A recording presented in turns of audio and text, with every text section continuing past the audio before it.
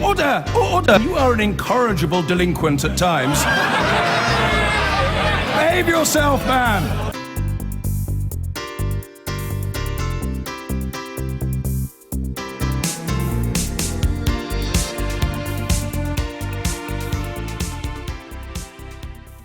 President Trump says the US is witnessing a renewal of the American spirit as he delivered his first speech to Congress, that's the American Parliament. The Republican president spoke in a measured way. He was upbeat as he talked about a new chapter of American greatness. We cannot allow a beachhead of terrorism to form inside America. We cannot allow our nation to become a sanctuary for extremists.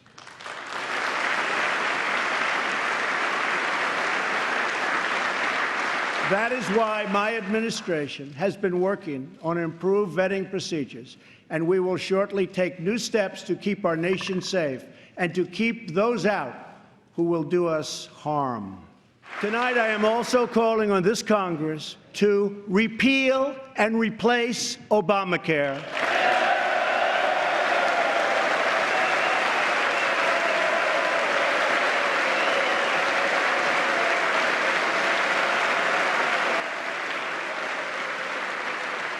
Is a $1 trillion investment in infrastructure of the United States, financed through both public and private capital, creating millions of new jobs.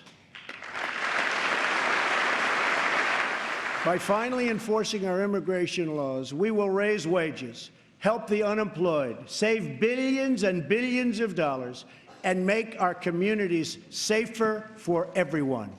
We will look back on tonight as when this new chapter of American greatness began. We just need the courage to share the dreams that fill our hearts, the bravery to express the hopes that stir our souls, and the confidence to turn those hopes and those dreams into action. Well, let's get some reaction to that speech from Scotty Nell Hughes, a Republican journalist and commentator, and Carmel Martin, a Democrat from the Centre for American Progress. Thank you very much for talking to our British audience. Let me start with you, Scotty. What does this renewal of the American spirit mean, do you think? Well, it means several things. It's actually a new program of national rebuilding that, in a rare instance, Republicans, Democrats, and economists can kind of all agree about. The question later on is going to be exactly how do we pay for this spending? But what we saw last night was President Trump delivering a very vintage Trump message, and Democrats having to kind of tread lightly because while they might not agree with the substance that President Trump talked about, like this idea of rebuilding and renewing America, they have to realize that his speech was much calmer than expected and was something that was based on patriotism and unification. And I think today you're going to see Democrats having to be very interesting to see how they continue to either criticize this message that seemed to, at first glance, really unify our country in the words that he was saying. Carmel. Well, I don't think we have to criticize the message. We can criticize the man's actions. I mean, his rhetoric continues to have a very populist field, but he's governing from the far right. Let's look at what he's done in the first little more than a month that he's been in office. His very first action was to make it harder for middle-class Americans, working Americans, to get mortgages. He took away overtime protection. He made it harder to save for retirement. At the same time, he's enacted move forward executive actions that line the pockets of corporations and special interest. He reversed a rule that would bring transparency around gifts to oil and gas companies internationally. He made it easier for corporations to pollute our waters. What about the things he mentioned in the speech? The almost £800 billion infrastructure package. You must welcome that. Well, I would welcome an investment, a serious investment in America's infrastructure. At the Center for American Progress, we've called for that for a long time. But if you look at the plan that he put out, it would be, again, tax tax breaks for people on Wall Street to be able to finance infrastructure programs instead of investments in infrastructure, which the end result is that projects that would already be funded will be funded, but there'll be subsidies given to Wall Street, which will be paid back by American consumers in the form of tolls and fees. So if he's willing to put forth a real infrastructure package, a package like Democrats in the Congress have put forward about a month ago, then yes, I would welcome that. But I don't think we have evidence that that's what we're going to see from President Trump or from Republicans in Congress. I hope I'm wrong about that. Scotty did talk about massive tax relief for the middle classes. Is that going to be paid for by poorer people? Absolutely not. And listen, I'm not so naive to think that not both sides don't already have their talking points prepared to combat, as I just heard. And unfortunately, it seems like many Democrats today did not listen to last night's speech and exactly what President Trump was saying and where his emphasis was going forward. Now, we can talk about the talking points and go through the details, and it's really, truly exactly how you're going to look at it. But it is going, of course, no president is going to put more of a burden, because over the last 8 years, we have seen a tremendous burden put on by the Democrats in the Obama administration on the middle class and the lower class, hence why you saw such a successful victory in November. So if Democrats are going to continue to spew this type of spin on it, I guarantee you're going to see a continued win by the Republicans going forward. Rather, I welcome them to listen to President Trump's speech last night, and let's find exactly what works across the board. Put partisanship aside and welcome you to work with us on the side, as I do believe that both sides have good points that we can work together on. But once again, the Democrats are going to be looking like they want to continue this divide. And is that really in the best interest of the American people?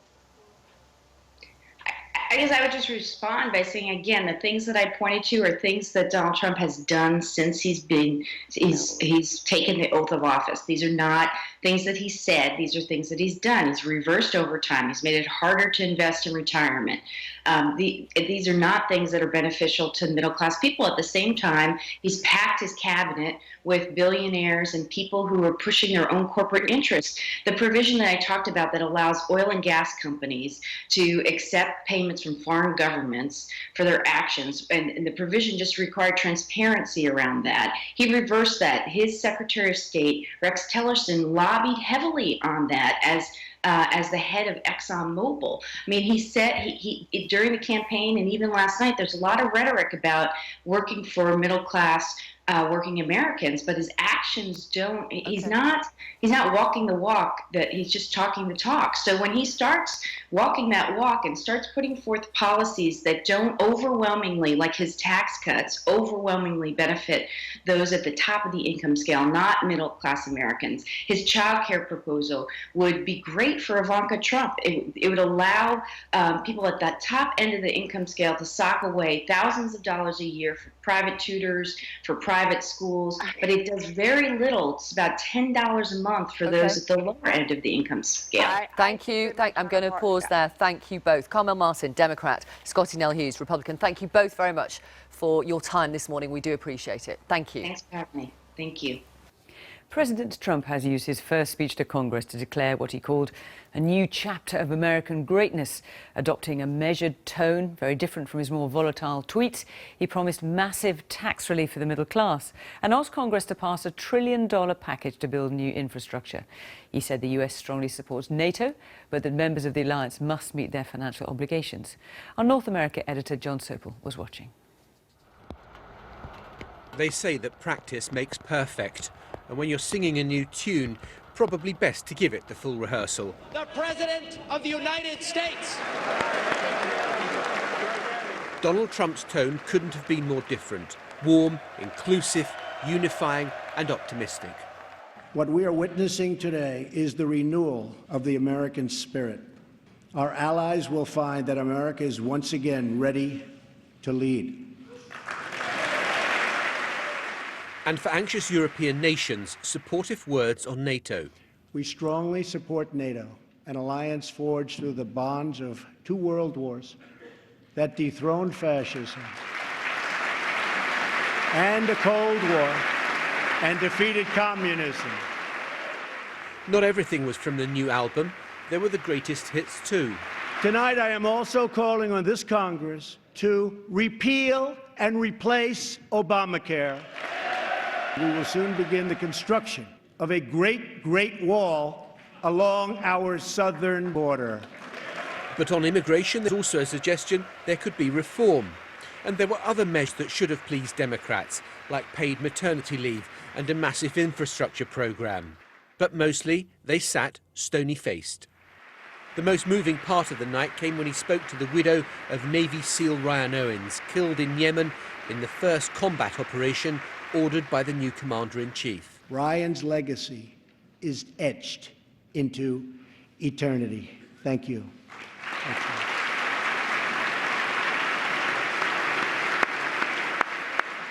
And then an appeal for America to seize the moment. Believe in your future and believe once more in America. Thank you, God bless you, and God bless the United States. Having taken a lot of flack for the way they've done business since Donald Trump took office, the White House today is basking in the warm glow of the support for last night's joint address. It was well structured and delivered with discipline. You might almost say it was a conventional political speech from this most unconventional politician. John Sopel, BBC News, Washington. Now gone was the divisive rhetoric as President Trump hailed the start of the new chapter in American greatness in his first address to the US Congress last night. His speech took a softer tone, declaring he wanted to put aside trivial fights and reach across partisan lines. But what did his supporters make of his message? Our Washington correspondent Kylie Morris was watching with Republicans in Virginia. She joins us now. Kylie.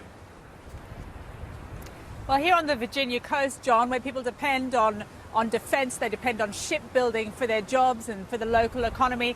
The speech, I think it's fair to say, was very effective among Conservatives. They liked the messaging they heard. They certainly like this surge, $54 billion surge in defence spending. I mean, Donald Trump will be delivering that message when he visits here tomorrow. I think also, really, there was a sense they liked that change in tone. They liked the softening. And certainly for those the Congress people who are in that room, that helps them as well. Through his limousine window, you could glimpse the president rehearsing in the driveway of the White House, running through his lines until the very last moment, a singular leader on his way to the place of power he and his supporters once reviled.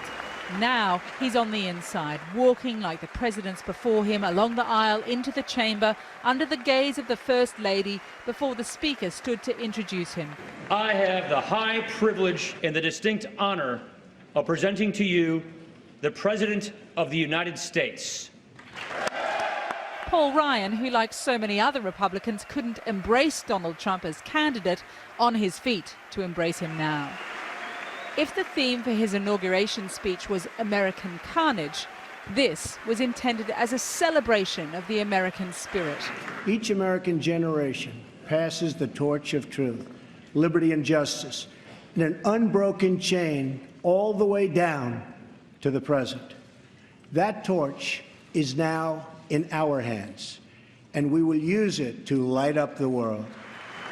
But under the veneer of hope, the president laid out familiar themes of failure and threat of a world that takes advantage of American power. America has spent approximately $6 trillion in the Middle East. All the while, our infrastructure at home is crumbling. With this $6 trillion, we could have rebuilt our country twice, and maybe even 3 times if we had people who had the ability to negotiate. The Democrats weren't laughing. They listened politely but wore their protests on their lapels. Blue for healthcare, red for unanswered questions on Russia, and white for women's rights. And as for immigration, we will soon begin the construction of a great wall along our southern border. It's almost as though the wall ran through the chamber itself, the division so clearly on display.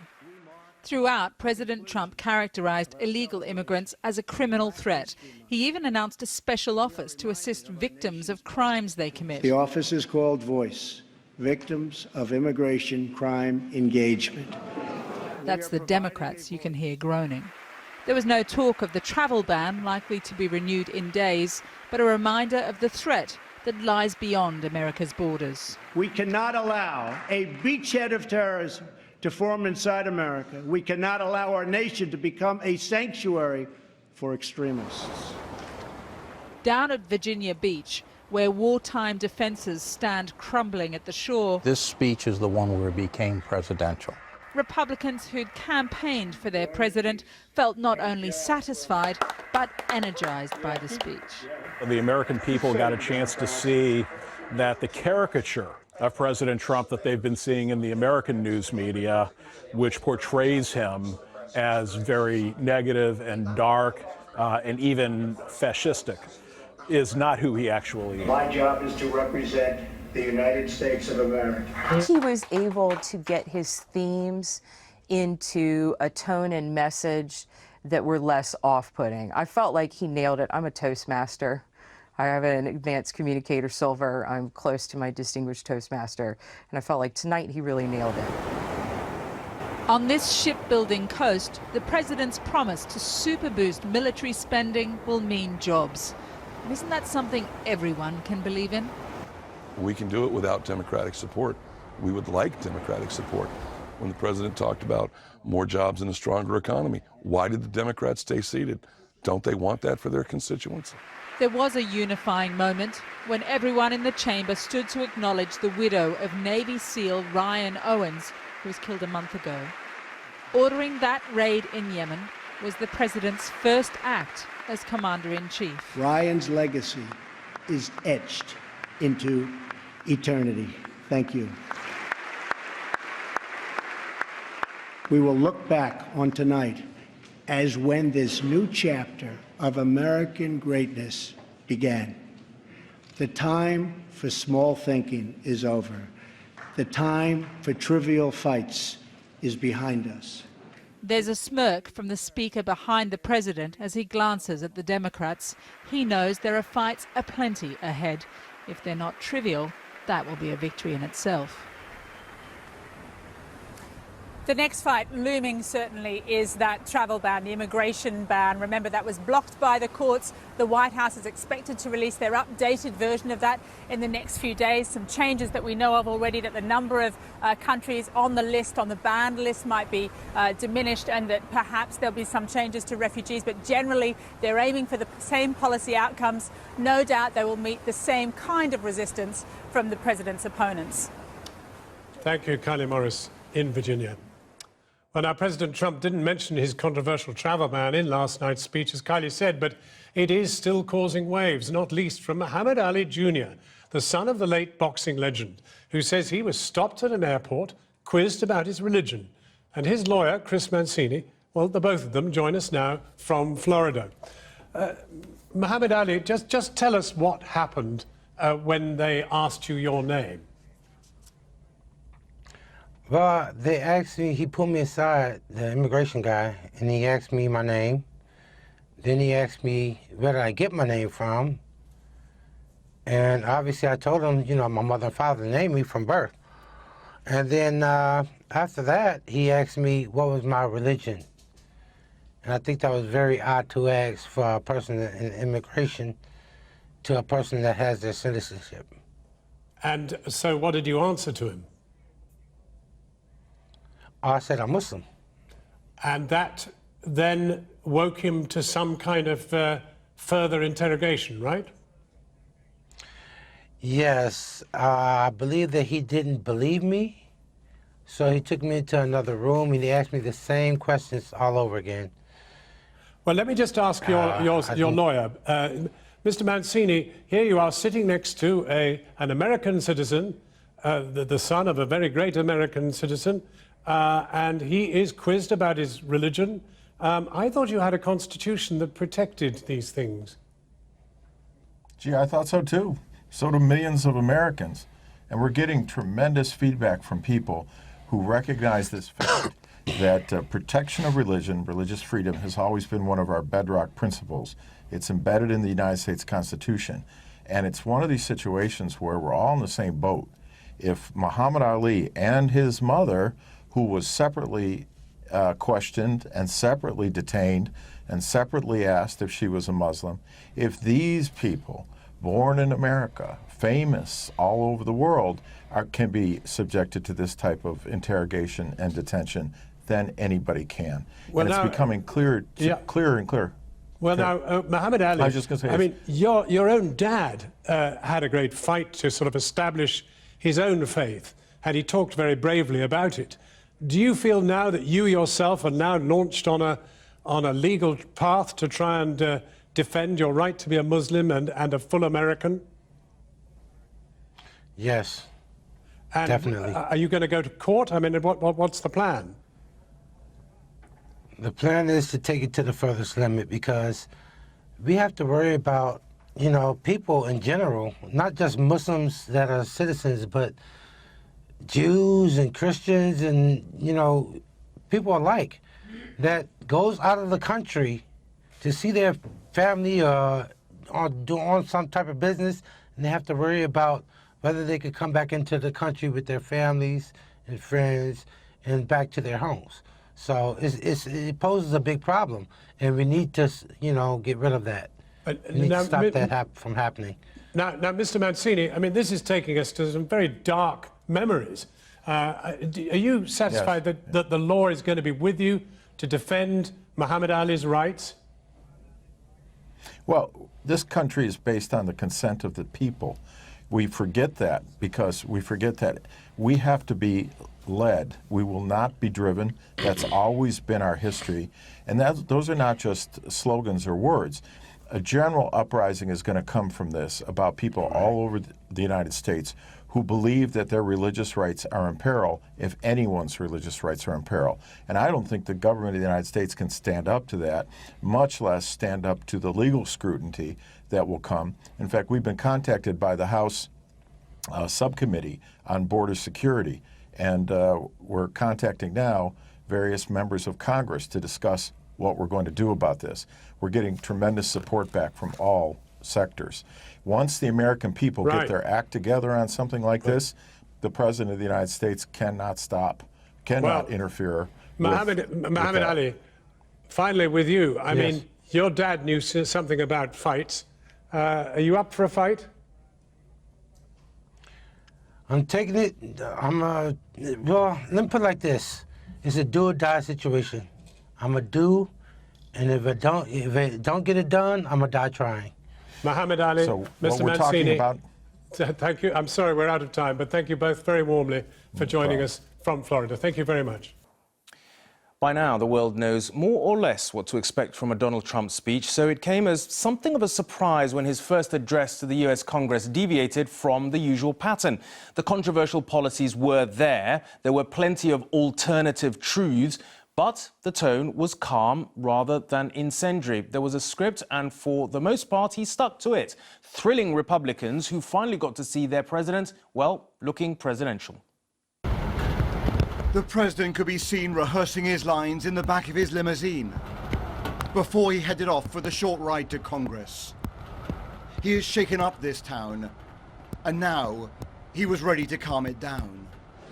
The President of the United States! And sure enough, Donald Trump discarded the more incendiary rhetoric and projected himself, however improbably, as a healing figure.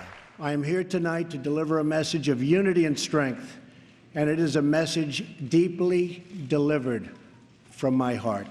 He expressed clear support for NATO, saying European nations were finally paying their bills. In fact, I can tell you the money is pouring in. Very nice. Very nice. At every applause line last night, Congress's divide, mirroring America's political gulf, was on vivid display. In one half of the chamber, Republicans were on their feet, euphoric, while on the other, Democrats sat in silence, signaling their verdict on this presidency. Ryan died as he lived, a warrior and a hero. The most emotional moment was when Trump paid tribute to a US Navy commando, whose widow was in the gallery. She received a sustained standing ovation, her husband dying on the very first military action authorized by Trump, a raid in Yemen, the value of which is still being hotly debated. Outside, opponents of Trump protesting in the rain and the darkness, were left demoralized, not only blaming the president, but also Congress for failing to investigate Trump's alleged links to Russia. What's your message to Republicans in Congress? Find a spine and find a soul. Country before party. Surely you're going to look yourselves in the mirror and have to answer to your children and grandchildren on what you did when a foreign government took over our nation. But in areas that voted heavily for Trump, like Funkstown in Maryland, many told us that the president is delivering on the changes he promised. I value everything Trump's doing. I'm like a president that's gone in the office on the first day and actually done what he said he was going to do. He seems to be a man of his word. Sometimes his words are a little hard to swallow, but at least he's a man of his word. Another constituency also liked the speech. Wall Street tonight closing at a record high. The stock market has gained $3 trillion since Election Day. Last night here, Donald Trump attempted to adopt a more presidential tone. But in reality, more controversial measures are on the way, on the wall, on immigration, on the travel ban, all of which will increase political tensions and deepen the divisions. Robert Moore, ITV News, Washington. I've been getting away with it all my